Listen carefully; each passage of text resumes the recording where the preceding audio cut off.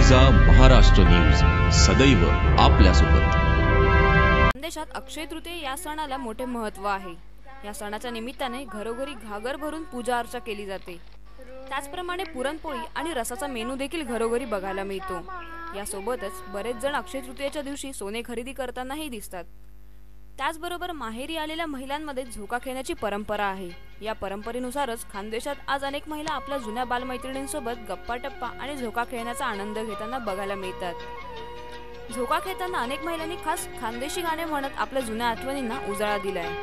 तृतीयेलाच बांधतात आणि हा म्हणजे माझ्या माहेरी मी आलेली आहे। माहेरवाशीन जेव्हा घरी येते तेव्हा ती म्हणजे त्या दिवशी जे पुरणपोळीचा वगैरे सगळं नैवेद्य आणि ते खाऊन संध्याकाळी सगळेजण मैत्रिणी आपल्या जुन्या मैत्रिणी झोके खेळतात आणि म्हणजे आमच्या ह्या सगळ्या मैत्रिणी आम्ही जमलो आहेत आणि झोका स्पेशल बांधून घेतला इथे आणि ते झोका खेळण्यामध्ये जी मजा असते ती कशातच नाही। वैशाखच्या रणरणत्या उन्हात आज अक्षय तृतीयेच्या निमित्ताने आम्ही माहेरवाशिनी होऊन आमच्या आईकडे आलो आहोत आणि आज या झोका घेण्याचा आनंद आम्ही लुटला आहे आणि हे लहानपणीचे पूर्ण दिवस आम्हाला आठवतात। आमच्या सगळ्या मैत्रिणी एकत्र जमून आम्ही हा सण आता झोका खेळून साजरा करतो।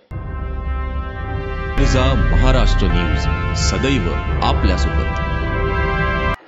अक्षय तृतीयेच्या निमित्ताने जळगाव येथे 12 गाड्या ओढण्याची पुरातन प्रथा आहे। बैल नसलेल्या 12 बैलगाड्या माणसांकडून ओढण्याची ही परंपरा आहे। देवीच्या नावाने या गाड्या ओढल्यास गावावरचे अरिष्ट टाळते अशी गावकऱ्यांची समज असल्याने हजारो भाविक या उत्सवात सहभागी होतात। आज देखील 50,000 महिला आणि पुरुष या कार्यक्रमात सहभागी झालेत। जळगाव शहरातील पिंपळा भागात आणि मेहरून भागात हा कार्यक्रम पार पडलाय।